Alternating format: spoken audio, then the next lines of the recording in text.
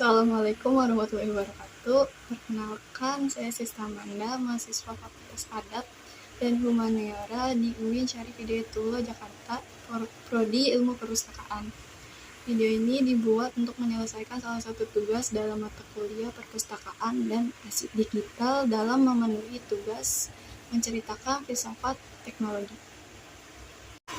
Filsafat teknologi merupakan cabang filsafat kontemporer yang memandang teknologi sebagai fenomena penting dan perlu direfleksikan secara mendalam. Pada tataran epistemologi, filsafat teknologi memunculkan persoalan tentang sifat teknologi.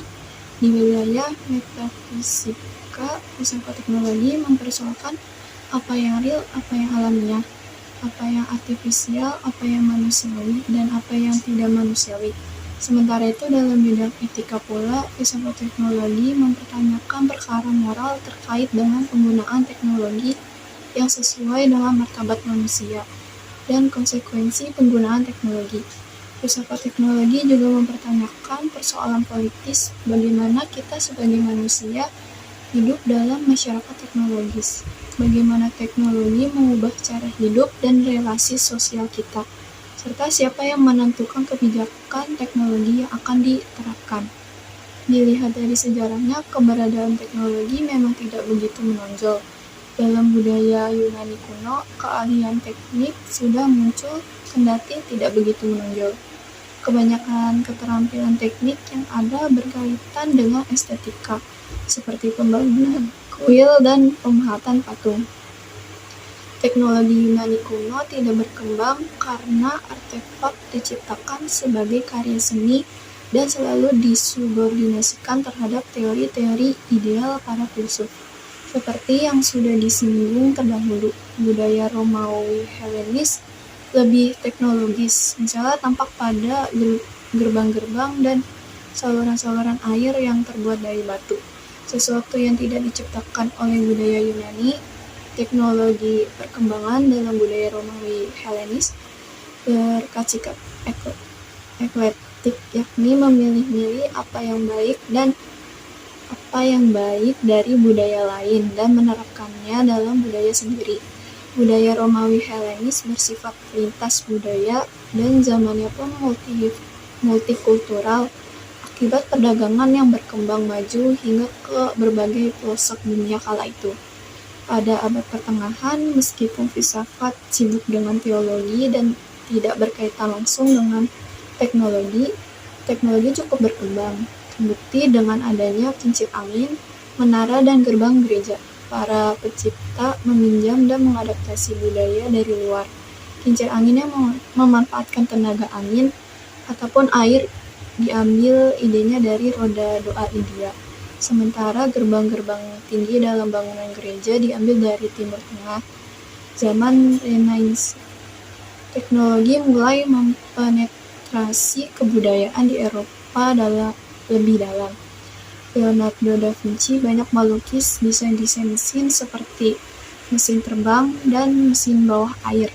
Walaupun hampir semua belum berfungsi, Galileo Galilei menciptakan teleskop berdasarkan pengetahuannya tentang kaca dan lensa. Galileo, sebagaimana diungkapkan ide, merupakan orang Eropa pertama yang membuat sains mewujudkan diri secara teknologis dengan penggunaan instrumen dan alat-alat eksperimen.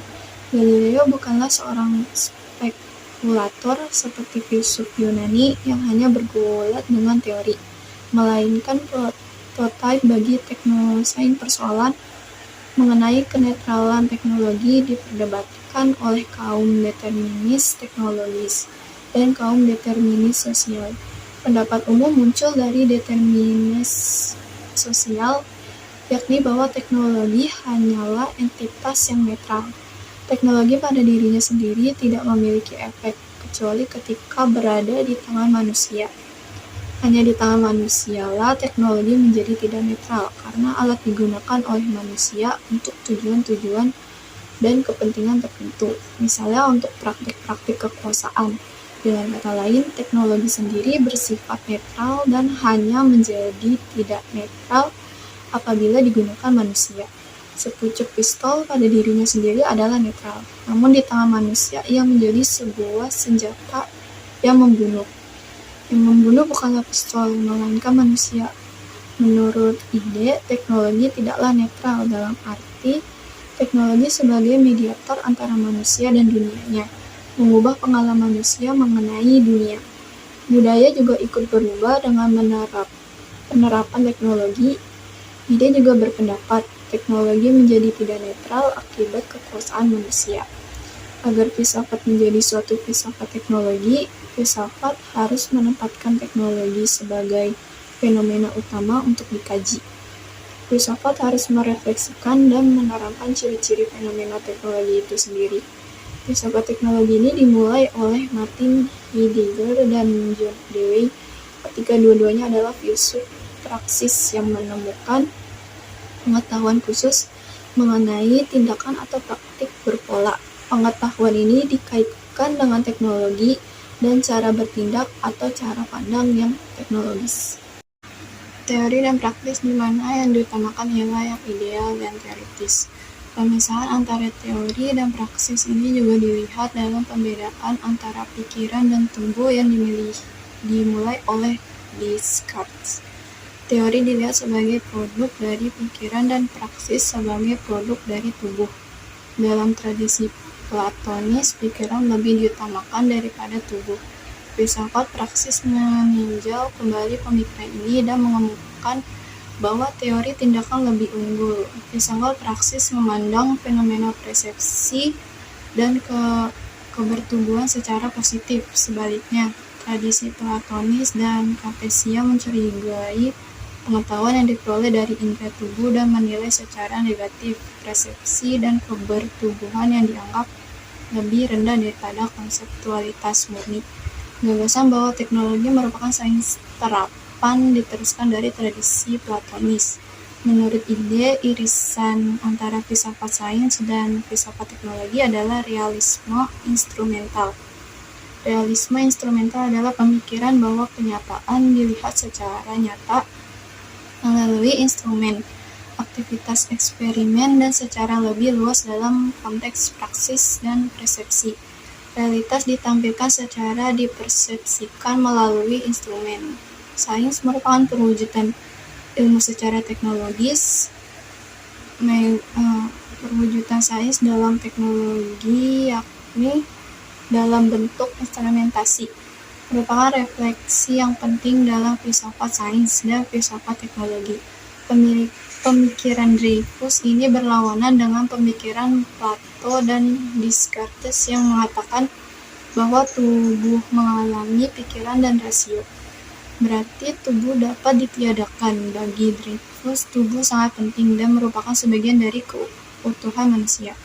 Tubuh memainkan peran yang penting dalam kegiatan mengetahui, yakni epistemologi, mengikuti Merleau-Ponty yang mengatakan bahwa lokasi intensionalitas terletak pada aktivitas motorik dalam tubuh. Dreyfus juga mengatakan bahwa komputer dan kecerdasan artifisial tidak dapat berpikir karena tidak ada pergerakan tubuh. Kecerdasan artifisial berhasil dalam wilayah pikiran yang formal dan tertutup saja, tetapi ia tidak berhasil meniru gerakan manusia. Ide mengkritik Dreyfus dengan mengemukakan bahwa karena tubuh komputer berbeda dari tubuh manusia, pikiran komputer juga seharusnya berbeda dengan pikiran manusia. Komputer lebih canggih dan pintar daripada manusia dalam hal-hal tertentu. Perbedaan inilah yang menimbulkan ketertarikan orang terhadap komputer. Kritik kedua adalah mengenai komputer sebagai entitas yang seolah-olah independen.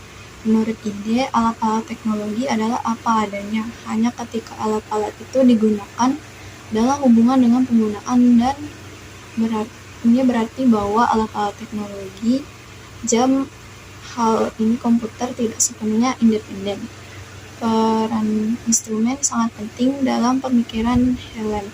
Helen menyatakan bahwa melalui teknologi, apa yang sebelumnya tidak dapat dipersepsikan menjadi dapat dipersepsikan. Entitas saintifik yang tidak dapat dipersepsi oleh indera, yakni yang sebelumnya berada di ranah teori saja, dapat dipersepsikan melalui alat-alat teknologi. Ini ditegaskan, persepsi terjadi melalui teknologi dan penggunaan instrumen.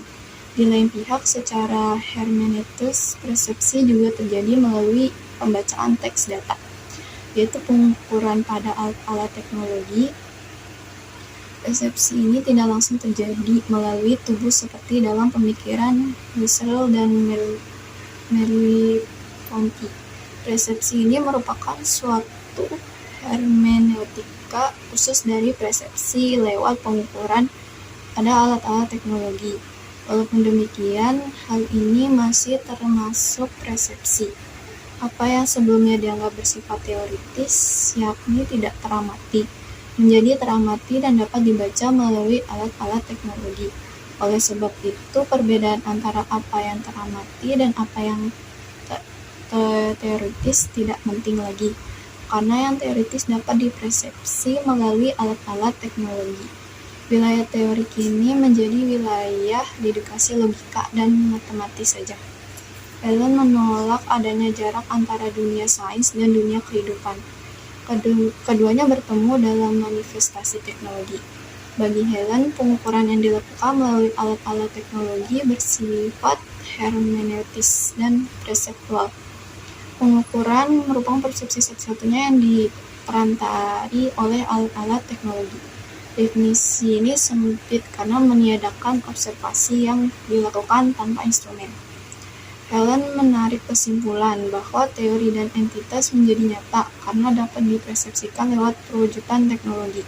Akan tetapi tidak semua jenis persepsi melibatkan pembaca dan pengukuran pada alat-alat teknologi, seperti warna sebagai petanda efek bahan kimia.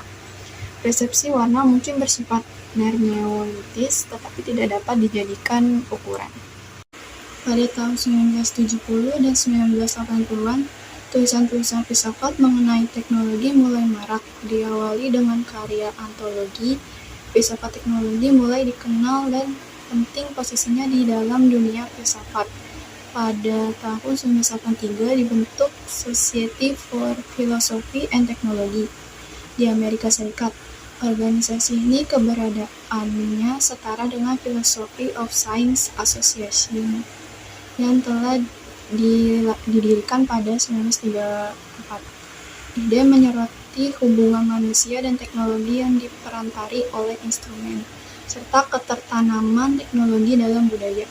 Secara antropologis dan filosofis, manusia berinteraksi dengan lingkungannya. Walaupun tanpa teknologi, hewan juga mengubah lingkungannya. Semisal burung membuat sarang dengan ranting-ranting kayu. Terlebih-lebih manusia, teknologi awal merupakan teknologi yang ditemukan, seperti batu yang digunakan untuk menghancurkan buah agar dapat memperoleh isinya. Hewan juga menggunakan teknologi jenis ini. Simpanse misalnya, menggunakan ranting kayu untuk mengeluarkan serangga dari sarangnya sehingga bisa dimakan. Di tangan manusia, teknologi mengubah pengalaman manusia dan dunia yang dihuninya. Penggunaan teknologi di tangan manusia menyebabkan krisis lingkungan, terutama oleh penggunaan teknologi tinggi. Penggunaan teknologi oleh manusia telah revolusi teknologis yang amat besar, ditinjau dari aspek waktu, ruang, dan bahasa yang masing-masing disebabkan oleh jam, peta, atau lensa, dan tulisan. Penciptaan alat-alat ini turut mentransformasi cara pandang manusia terhadap dunianya. Ketiga artefak teknologi ini disebut sebagai representasi atas entitas alamiah yang berkaitan dengan waktu, ruang, dan bahasa, serta memediasikan manusia dan lingkungan sekitarnya. Beberapa hal terjadi dalam proses mediasi ini. Entitas yang direpresentasikan dibekukan sehingga dapat hadir kembali dan diulang-ulang dalam relasi antara artefak teknologi dan manusia, serta antara artefak teknologi dan dunia berlaku proses distansiasi sehingga terdapat perbedaan antara artefak teknologi dan entitas alamiah yang dipresentasikannya. Alam sekarang dinilai berdasarkan syarat-syarat suatu artefak teknologi. Teknologi bisa didekati dari berbagai perspektif, secara epistemologis, etis, antropologis, dan metafisik. Pandangan terhadap teknologi pada abad ke-20 umumnya cenderung negatif. Misalnya, reifikasi teknologi menjadi sesuatu yang otonom dan bebas dari pengawasan manusia. Menjadi totaliter artisial, berkembang dengan mengutamakan saran daripada tujuan. Pendekatan yang dipakai ide ialah fenomenologi. Ide mengkaji fenomena teknologi dan bukan dampak teknologi. Ia menghindari interpretasi teknologi yang terlalu ekstrim, baik dari segi teknologi sebagai utopia maupun teknologi sebagai distopia. Latar belakang ide ialah lintas disipliner, interdisipliner, dan saintifik. Ia menggunakan model persepsi dan praksis untuk filsafat teknologi dan filsafat sains. Ide bertitik tolak dari pemikiran Heidegger yang radikal tentang keberadaan teknologi yang mendahului sains dan sifat praksis teknologi. Fenomenologi ide dapat dikatakan klasik karena masih menggunakan pengalaman, intuisi, dan mencari kompleksitas pengalaman. Namun fenomenologi ide pun telah melampaui fenomenologi klasik dari arti menjadi pasca fenomenologi. Walaupun masih mengutamakan pengalaman, ia tidak lagi merujuk pada ego transendental. Pasca fenomenologi ide menggunakan teori variasi yang memandang bahwa teknologi yang dihasilkan tidak selalu mengikuti kehendak dan desain penciptaannya. Pasca fenomenologi ide juga lebih bersifat pragmatis karena selalu meneliti sesuatu yang konkret dan melibatkan pengalaman pertumbuhan ala Merleau-Ponty dan Husserli akhir. Ide juga pernah menyebut pendekatannya sebagai fenomenologi eksperimental karena sifat praksisnya. Pendekatan ide juga bersifat relativistik, dalam arti tidak melihat subjek dan objek sebagai terpisah. Subjek dan objek dipandang berhubungan dan berinteraksi satu sama lain. Sebagai contoh, penggunaan alat teknologi tidak dapat dilihat dari aspek subjektif penggunaan alat teknologi tersebut, ataupun dari aspek situasi objek di mana alat teknologi itu diterapkan. Sebaliknya, ia dilihat dari aspek interaksional di antara manusia sebagai individu ataupun masyarakat dengan lingkungan teknologinya.